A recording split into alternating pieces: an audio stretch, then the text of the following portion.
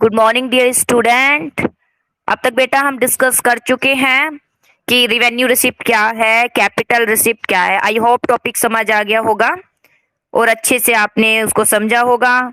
यहाँ डिफरेंस से मैं दोबारा स्टार्ट कर रही हूँ, डिफरेंस कराऊंगी तो पीछे वाला क्लियर हो जाएगा अगर कुछ रह गया हो तो।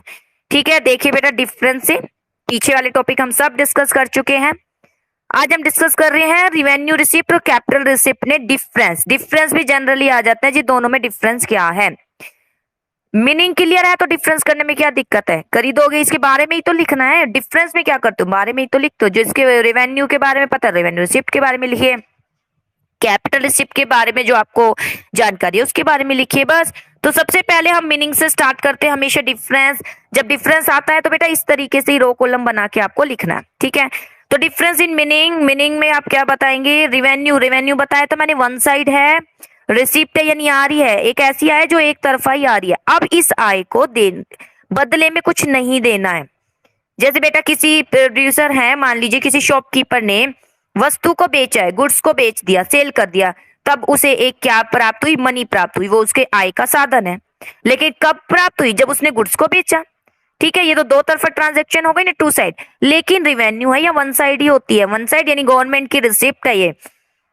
अगर उसने ये प्राप्त कर भी ली है आय, मनी अगर उसको रिसीव हो भी रही है लोगों के द्वारा, तो बदले में उसे कुछ भी नहीं देना है, ये मनी वापस भी नहीं देनी है।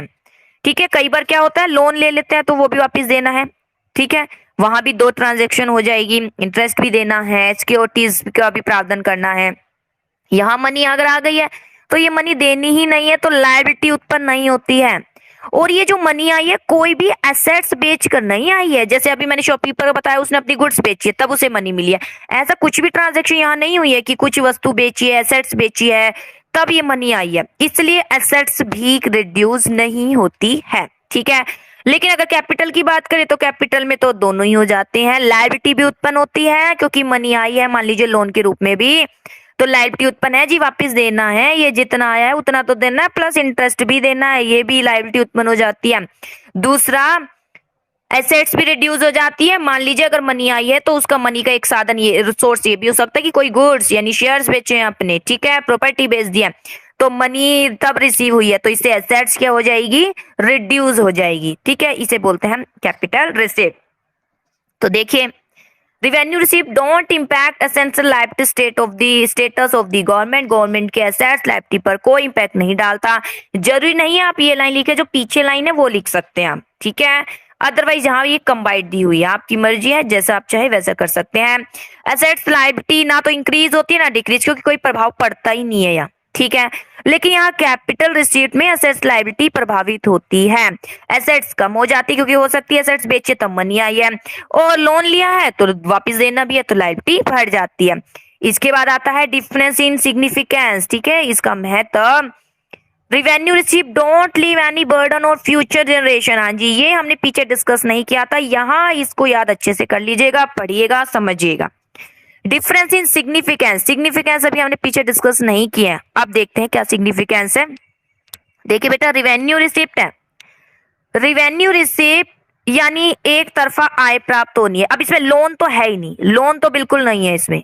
ये जो आय यानी ये मनी जो मिली है, इस ये लोन का तो बिल्कुल पार्ट नहीं है। अगर हम लोन देख लेते हैं, जैसे कि कैपिटल में लोन आते हैं ना, लोन से लायबिलिटी उत्पन्न हो जाती है। तो बेटा अगर लोन लिया है, मान लीजिए रेस्ट ऑफ दी वर्ल्ड से भी लोन लिया है, तो हमारे ऊपर क्या हो जाता है, बर्डन उत्पन्न हो जाता है, हमारी कंट्री पर बर्डन उत्पन्न हो जाएगी। हमारी कंट्री पर क्या, फ्यूचर जनरेशन पर बर्डन उत्पन्न हो जाएगा। इससे फ्यूचर जनरेशन पर क्या हो जाएगा, बर्डन उत्पन्न हो जाएगा, क्योंकि कोई भी लोन भविष्य के लिए बर्डन उत्पन्न कर देता है, लेकिन यहाँ तो ऐसा है ही नहीं। Revenue receipt don't leave any burden on future generation, पर कोई भी बर्डन ये नहीं डालेगा।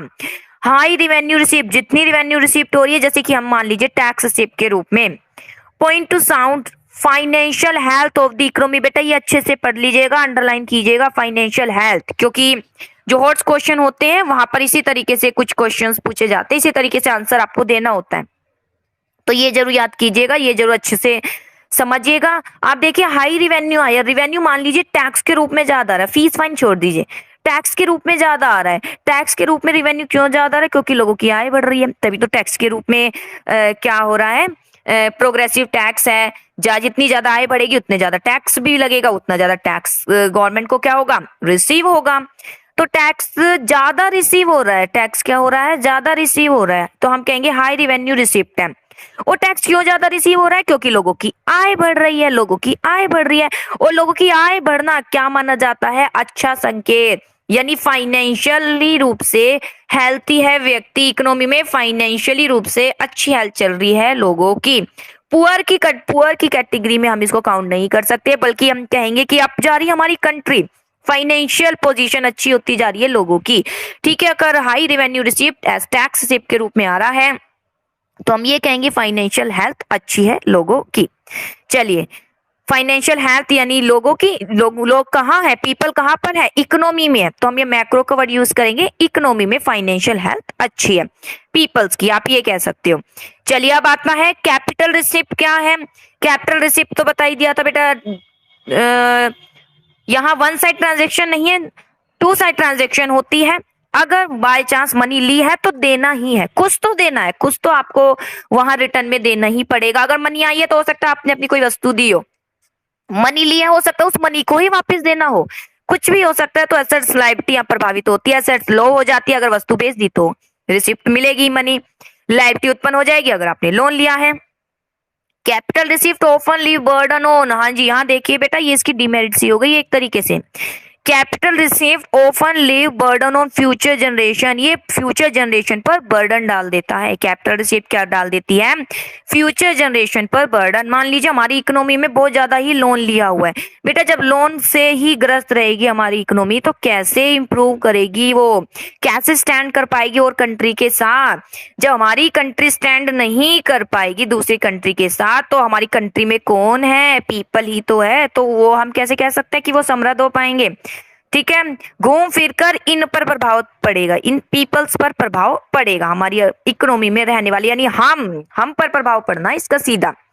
कैपिटल रिसिप्ट ऑफन, जैसे मान लीजिए आपके फादर ने लोन लिया है, मान लीजिए आपके फादर ने लोन लिया है, ठीक है, सिंपल सी बात कर लेते हैं, फादर ने लोन लिया है तो वो हम क्या कहेंगे, कैपिटल रिसिप्ट है, क्योंकि लोन वापस देना है।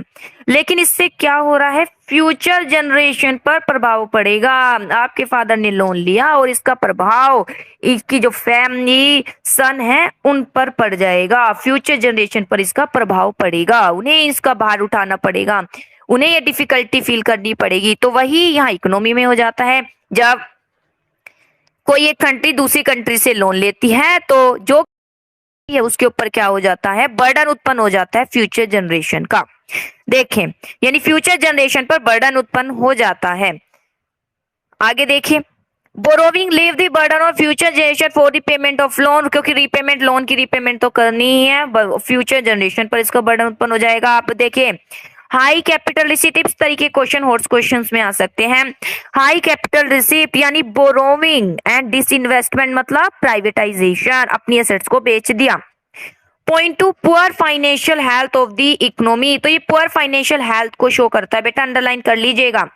यहाँ पर रिवेन्यू रिसिप्ट तो साउंड फाइनेंशियल हेल्थ को शो कर रहा है, अच्छी फाइनेंशियल हेल्थ को इकोनॉमी की, और ये पुअर फाइनेंशियल हेल्थ को शो करता है। ठीक है, ये दो मेजर डिफरेंस मैंने इसमें बता दिए हैं, अच्छे से आपको समझ भी आया होगा क्योंकि बहुत सिंपल टॉपिक है। और ये अंडरलाइन जरूर कर लीजिएगा, 1 मार्क्स में भी आ सकता है। वो कौन सी रिसिप्ट है जो पुअर फाइनेंशियल हेल्थ को शो कर रही है, तो आप कैपिटल बताएंगे। वो कौन सी रिसिप्ट है जो साउंड फाइनेंशियल हेल्थ को शो करती है, तो रिवेन्यू। ये कौन सी रिसिप्ट है जिससे फ्यूचर जनरेशन पर बर्डन उत्पन्न हो जाता है, तो आप कैपिटल बताएंगे। ठीक है, या फ्यूचर जनरेशन पर बर्डन नहीं होता तो आप रिवेन्यू बताएंगे। तो बेटा मीनिंग तो यहाँ आप कर दोगे, मेन ये जो सेकंड पॉइंट है इसको आप अच्छे से कर लीजिएगा, डिफरेंस इन सिग्निफिकेंस। चलिए, अब आगे हम डिस्कस करते हैं बजट एक्सपेंडिचर, क्योंकि अभी हमने क्या डिस्कस किया है, बजट रिसिप्ट। बजट रिसिप्ट के टॉपिक हमने कंप्लीट डिस्कस कर चुके हैं। हम लेसन जो डिस्कस कर रहे हैं वो बजट का है, गवर्नमेंट बजट। तो बजट में क्या क्या पेश किया जाता है, रिसिप्ट और एक्सपेंडिचर। रिसिप्ट और एक्सपेंडिचर होते हैं उसमें।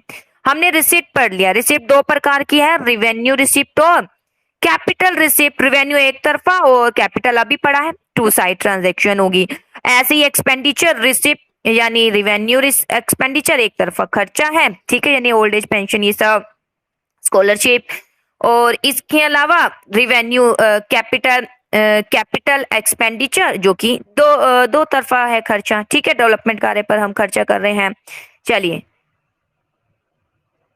अब यहाँ पर आता है, हाँ जी, पीछे बेटा हमने रिसिप्ट का पढ़ा था, मैं वहां एक्सपेंडिचर पर चली गई, फिलहाल रिसिप्ट का था, एक्सपेंडिचर यहाँ आएगा।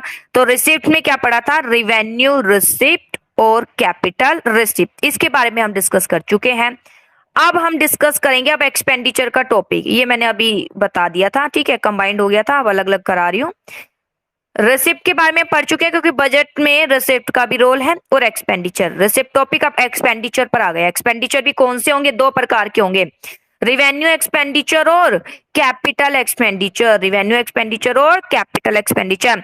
तो रिवेन्यू एक्सपेंडिचर कौन से हो गए, रिवेन्यू एक्सपेंडिचर वो एक्सपेंडिचर हो गए जो कि एक तरफा खर्चा है, खर्चा कर दिया तो वापस कुछ भी नहीं आना है, ठीक है।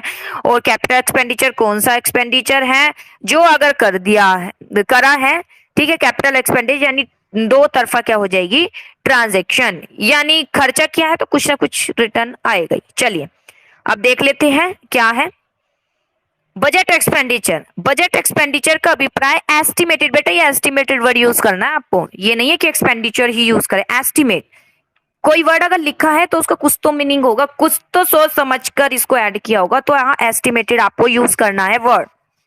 बजट एक्सपेंडिचर एस्टिमेटेड, ऐसे ही रिवेन्यू ऐसे ही बजट रिसीप्ट में भी लिखा है था, रिफर टू एस्टिमेटेड रिसीप्ट, यहाँ एस्टिमेटेड एक्सपेंडिचर जरूर लिखना है। एस्टिमेटेड इसलिए लिखते हैं क्योंकि गवर्नमेंट जब बजट पेश करती है तो कोई भी रिसिप्ट है या एक्सपेंडिचर, खर्चा बोल रही है, मान लीजिए कितने भी इतना खर्चा करेगी, मान लीजिए 100 करोड़ का वो एक्सपेंडिचर करने का उसने बजट रखा है, तो जो नहीं है पूरा ही 100 होगा ही, हो सकता है उससे थोड़ा कम हो, लेकिन उसने अंदाजे के अकॉर्डिंग ये रखा है, तो इसलिए एस्टिमेटेड है। एस्टिमेटेड एक्सपेंडिचर गवर्नमेंट का ड्यूरिंग द फिस्कल ईयर, जो 1 ईयर होता है, ठीक है, जैसे 1 अप्रैल से 31 मार्च। चलिए लाइक बजट रिसिप्ट की तरह बजट एक्सपेंडिचर गवर्नमेंट का वो भी 2 पार्ट्स में डिवाइड है, रिवेन्यू एक्सपेंडिचर और कैपिटल एक्सपेंडिचर। चलिए अब हम डिस्कस करते हैं रिवेन्यू एक्सपेंडिचर क्या है। Revenue expenditure government is that expenditure, ये वह एक्सपेंडिचर होते हैं, शो दी फॉलोइंग 2 कैरेक्टरिस्टिक, जो 2 कैरेक्टरिस्टिक को शो करते हैं। First of all it doesn't create any assets for the government, वो बेटा सभी में एसेट्स और लायबिलिटी के बारे में बताना है बस, ठीक है। तो आप बस ये देखिए कि रिवेन्यू एक्सपेंडिचर है, रिवेन्यू क्या किया है, एक्सपेंडिचर है, यानी कोई खर्चा किया है। तो आप देखिए थोड़ा समझिए क्या लिखा है, it doesn't create any assets for the government, कोई एसेट्स नहीं आ रही है इससे, यानी कुछ नहीं बन रहा है, खर्चा हो गया, कुछ नहीं मिल रहा है। खर्चा बेटा एक तरीके से आप कहिए कि मैंने लोन दे दिया, मैंने लोन दिया, मैंने आपको लोन दिया, मान लीजिए आपको छोड़िए, मैंने एक पर्सन को लोन दिया है, ठीक है, लोन के साथ मुझे इंटरेस्ट भी मिलेगा, सिक्योरिटी का भी सिक्योरिटी मिलेगी, तो देखिए ना मेरी एसेट्स तो बढ़ जाएगी, मेरी एसेट्स क्या हो जाएगी, बढ़ जाएगी, ठीक है। लेकिन यहाँ तो क्या हो रहा है, यहाँ पर अगर खर्चा हो गया ना, कुछ नहीं मिलना, जीरो है मिलना, मिलने की संभावना एकदम जीरो, कुछ भी नहीं मिलना, अगर किसी पर खर्च कर दिया तो कुछ नहीं मिलना है। जैसे रिवेन्यू में था ना, रिवेन्यू में लोगों ने टैक्स दे दिया तो उन्हें कुछ नहीं मिलना, जो मनी दी है उसके बदले में कुछ नहीं मिलना है, मनी के बदले जैसे इंटरेस्ट ये सब हमको मिलता, कुछ नहीं मिलना है। ऐसे ही अब गवर्नमेंट की भी टर्न आ गई तो गवर्नमेंट को भी नहीं मिलना है। देखिए it doesn't create any assets for the government, government के लिए कोई एसेट्स उत्पन्न नहीं करता, यानी कोई आय का साधन नहीं है ये कि खर्चा आपने किया, कोई इन्वेस्टमेंट कर दिया, उस पर कुछ रिटर्न आ रहा है। एक्सपेंडिचर हम ये कह देंगे एक तरीके से इन्वेस्टमेंट कर दिया, कुछ रिटर्न आ रहा है, कुछ नहीं आना इस पर। For example expenditure by the government and old age pension, जैसे ओल्ड एज पेंशन देती है, सैलरी, स्कॉलरशिप, ठीक है, are to be treated as revenue expenditure. कौन से एक्सपेंडिचर कहलाए जाते हैं, वो रिवेन्यू एक्सपेंडिचर कहलाए जाते हैं। जैसे सैलरी है, ठीक है, गवर्नमेंट जो संस्था है वहां पर जो चलती है उसके बारे में डिस्कस किया गया है। तो ओल्ड एज पेंशन है, सैलरी, स्कॉलरशिप जो है रिवेन्यू एक्सपेंडिचर कहलाए जाते हैं, because this doesn't lead to any type of assets formation, क्योंकि इससे कोई एसेट्स फॉर्मेशन नहीं हुआ है, कोई एसेट्स नहीं बनी, ठीक है। यूं कोई प्रॉपर्टी भी आपको दिखाई नहीं दे रही है, मान लीजिए कोई एक्सपेंडिचर कर दिया, कोई रोड ही बनवा दिया तो दिख तो रहा है कुछ, या कोई भी एसेट्स नहीं बनी है, सिर्फ खर्चा हुआ है, कुछ नहीं मिलना है। आगे देखिए, it doesn't cause any reduction, यहाँ एसेट्स और लायबिलिटी के संदर्भ में ही आपको आंसर देना है। ये नहीं कि हाँ तो थोड़ी सी सर्विसेज मिल रही है, ये नहीं, आपको एसेट्स लायबिलिटी के बारे में ही बताना है। It doesn't cause any reduction in liability of the government. तो दूसरा, यहाँ पर बेटा जैसे कि रिवेन्यू रिसिप्ट का आपने पढ़ा था, वहां दोनों में नो नो आया था, ना तो एसेट्स क्रिएट हुई ना ही लायबिलिटी। यहाँ भी नो ही आना है, दोनों में नोट वर्ड ही आना है, लेकिन थोड़ा सा समझ कर लिखिएगा नोट वर्ड किसके साथ लिखेंगे। देखिए लाइन को कैसे बनाएंगे, it doesn't cause any reduction in liability of the government, ना ही ये गवर्नमेंट की लायबिलिटी को रिड्यूस करता है, ठीक है। इसे रिड्यूस भी नहीं होती लायबिलिटी, क्यों, करना ही पड़ेगा, जैसे कि expenditure by way of grants to state government to cope with natural calamities, ठीक है। बाढ़ भूकंप आने पर क्या करना पड़ता है, बाढ़ भूकंप आने पर सेंट्रल गवर्नमेंट को हेल्प करनी ही पड़ती है स्टेट गवर्नमेंट की, ठीक है।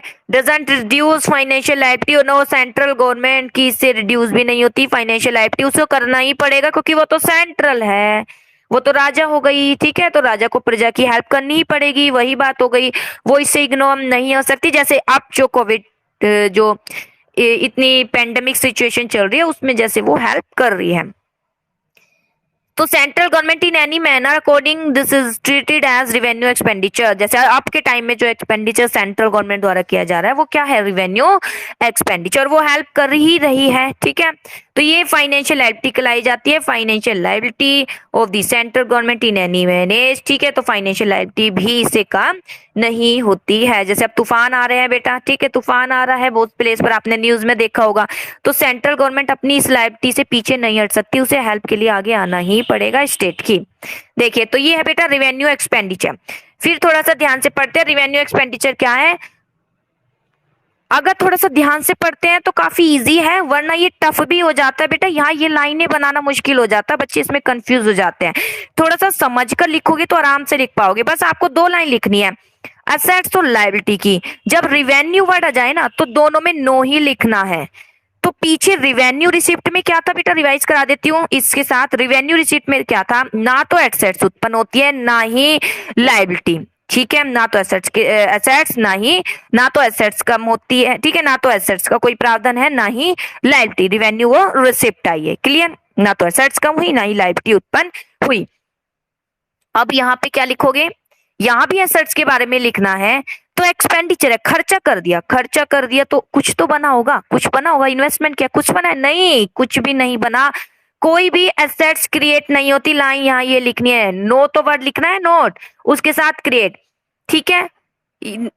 यहाँ ना तो कोई एसेट्स क्रिएट होती है और यहाँ पर रिड्यूस था, यहाँ एसेट्स रिड्यूस नहीं होती रिवेन्यू रिसीप्ट में क्योंकि कुछ देना ही नहीं है, तो यहाँ पर एसेट्स रिड्यूस नहीं होती है, ना ही लायबिलिटी उत्पन्न होती है। यहाँ पर खर्चा किया है, खर्चा मतलब मान लीजिए मनी किसी को दे दी है, तो एसेट्स कुछ भी नहीं बनी है। एक्सपेंडिचर यानी मनी का फ्लो होना है, मनी फ्लो हो सकता है, मैंने कोई गुड्स खरीदी है तब है, तो मेरे पास तो एक तरीके से एसेट्स आ गई ना, एसेट्स आ गई ना।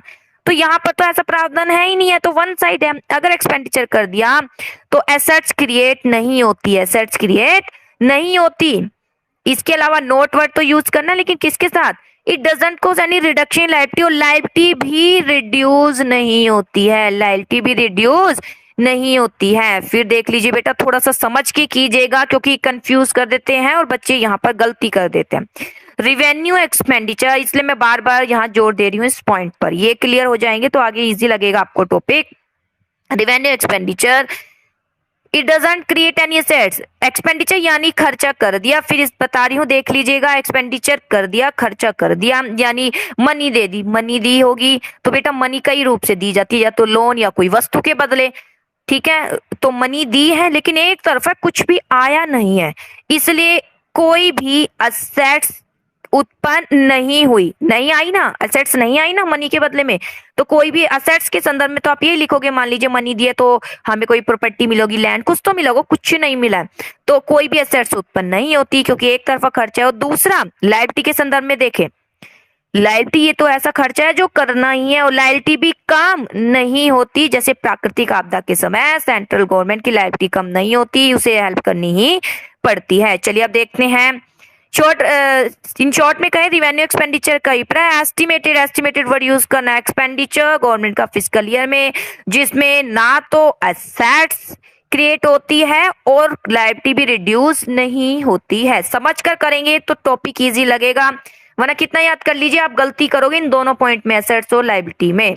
ठीक है, रिवेन्यू आते नो वर्ड लिखना है। रिवेन्यू रिसिप्ट में ना तो एसेट्स कम होती है ना ही लायबिलिटी उत्पन्न होती है, खत्म। यहाँ पर रिवर्स कर दीजिए, यहाँ एसेट्स क्रिएट नहीं हुई और लायबिलिटी कम नहीं हुई। ठीक है, चलिए अब आगे देखते हैं। इसके बाद आता है important item of revenue expenditure in the Indian government budget. बेटा ये कुछ आइटम है, अच्छे से पढ़ लीजिएगा। ठीक है, जैसे कि इंपॉर्टेंट आइटम अभी हमने पीछे पढ़ा wage bill of the government. ठीक है, सैलरीज का उसने आपने पढ़ा था। ठीक है, तो wage bill of the government, interest payment. अब यहाँ ये थोड़ा सा कंफ्यूज करने वाला है कि ये इंटरेस्ट पेमेंट रिवेन्यू क्यों है। देखिए सुनिए, इंटरेस्ट पेमेंट रिवेन्यू क्यों है, बाकी तो समझ जाएगा। चलिए पहले थर्ड भी करा देते हैं ताकि इसी पर लास्ट रह जाए।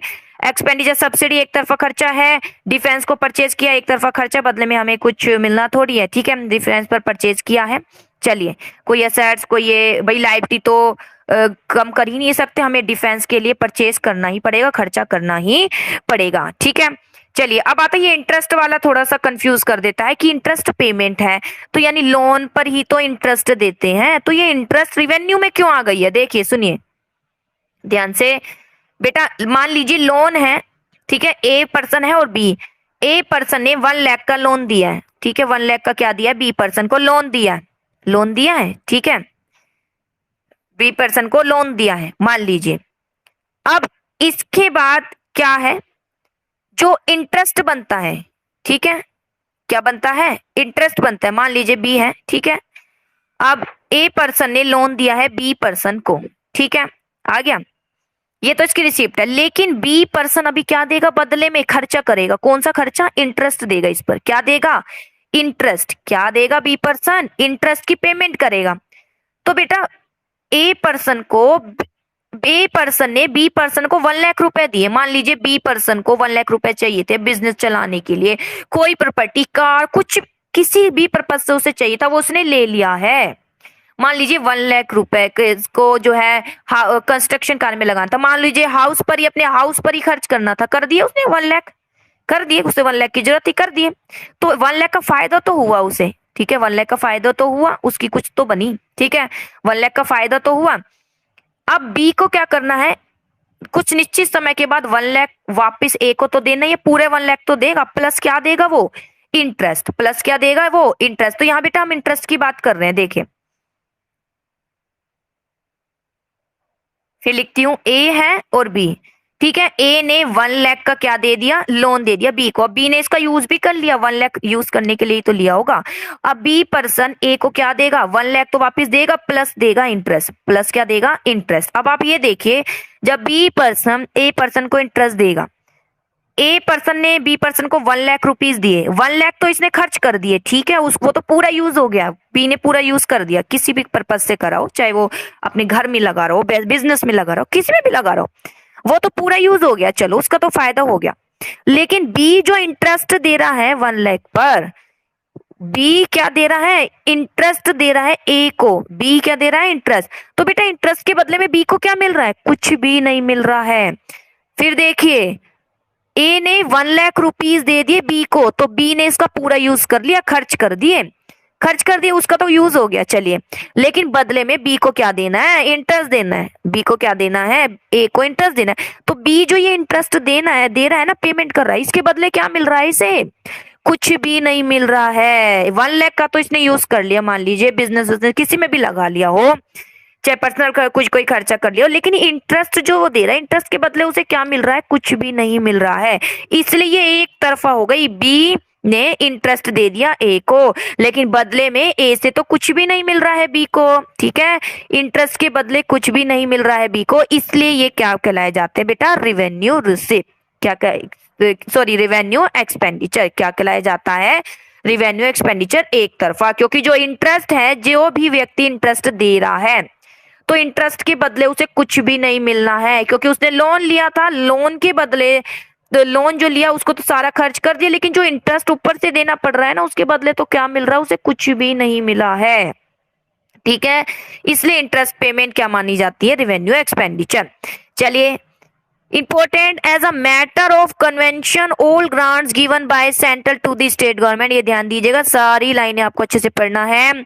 सारी ग्रांट जो भी डोनेशन दिया जाता है सेंट्रल द्वारा स्टेट गवर्नमेंट को, ठीक है, अपनी यूनियन टेरिटरी यानी अपने ही क्षेत्रों में, अपने ही देश में, आर ट्रीटेड एज रेवेन्यू, वो रेवेन्यू एक्सपेंडिचर ही कहलाया जाएगा। इवन व्हेन सम ग्रांट्स में result in the creation of assets, चाहे कोई ग्रांट्स दी है, चाहे कोई सहायता दी है, उससे कोई एसेट्स उत्पन्न हो भी रही है, मान लीजिए कोई रोड डैम ब्रिज कुछ भी बन रहा है, कंस्ट्रक्शन कार्य हो रहा है, बन रहा है, लेकिन कोई भी अगर ग्रांट्स जो कि स्टेट गवर्नमेंट, जो कि सेंट्रल किसको देगा, स्टेट को, तो वो रिवेन्यू ही माना जाएगा, क्योंकि वो तो बेटा राजा हो गया।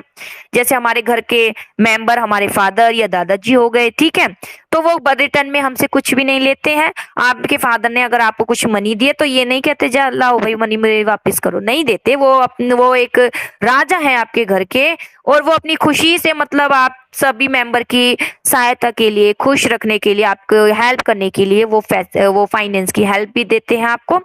तो वही बात है, रिटर्न कुछ नहीं लेते हैं, इसलिए वो रेवेन्यू एक्सपेंडिचर। ऐसे ही अगर यहाँ देखा जाए, सेंट्रल गवर्नमेंट तो हमारी राजा हो गई, तो राजा प्रजा की तो हेल्प करेगी, और प्रजा से कुछ भी नहीं लेना है, हेल्प के लिए तो कुछ भी नहीं लेना। चलिए, अब आता है कैपिटल एक्सपेंडिचर क्या है।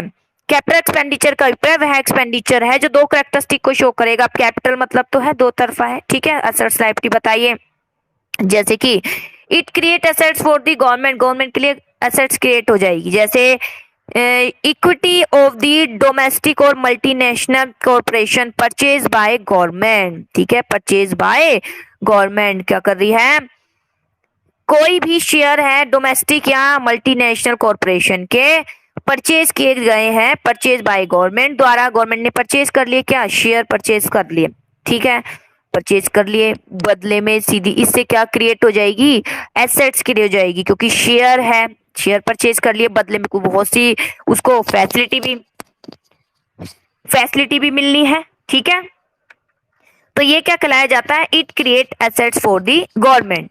आगे इट कॉज पूरा पढ़ लेते हैं, फिर एक बार फिर समझाएंगे। It cause reduction in liability of the government, ये गवर्नमेंट की लायबिलिटी को रिड्यूस कर देता है। जैसे देखिए, रिपेमेंट ऑफ लोन, लोन की रिपेमेंट करना, इंटरेस्ट नहीं, इंटरेस्ट शामिल नहीं है, इंटरेस्ट किस में आएगा, रिवेन्यू में, इंटरेस्ट किस में चला जाएगा, रिवेन्यू में, ध्यान दीजिएगा। रीपेमेंट ऑफ लोन, लोन लिया था अब लोन वापस करना है, खर्चा ही हो गया ना। इट क्रिएट रिड्यूस लायबिलिटी, जब लोन वापस दे दोगे तो आपकी लायबिलिटी क्या हो जाएगी, रिड्यूस, क्योंकि दे दिया, जिम्मेदारी हो गई खत्म, ठीक है। Accordingly this is to be treated as capital expenditure, इस प्रकार से हम क्या बोलेंगे, capital expenditure.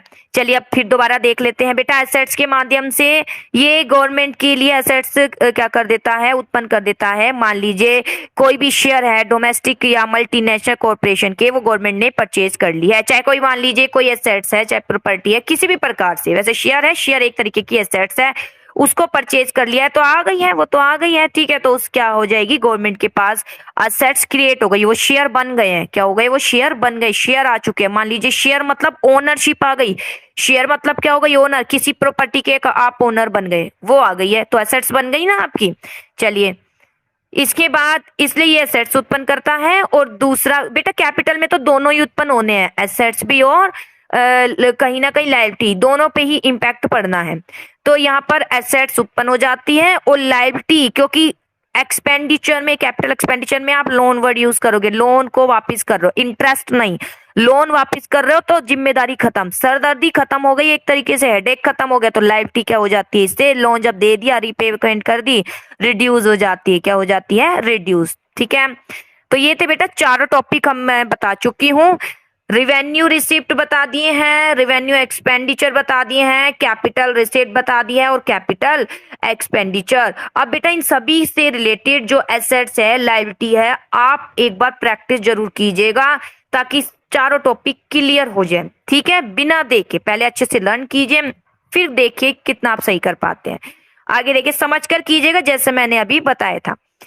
Capital expenditure refer to estimated expenditure of government, इसका पेपर वो एस्टिमेटेड एक्सपेंडिचर है फिजिकल ईयर में विच क्रिएट एसेट, जो एसेट्स तो क्रिएट करता ही है, बन जाती है, खर्चा है यानी कोई वस्तु आ गई, कैपिटल मतलब दो तरफा वस्तु आ गई, एक तरीके से एसेट्स बन गए।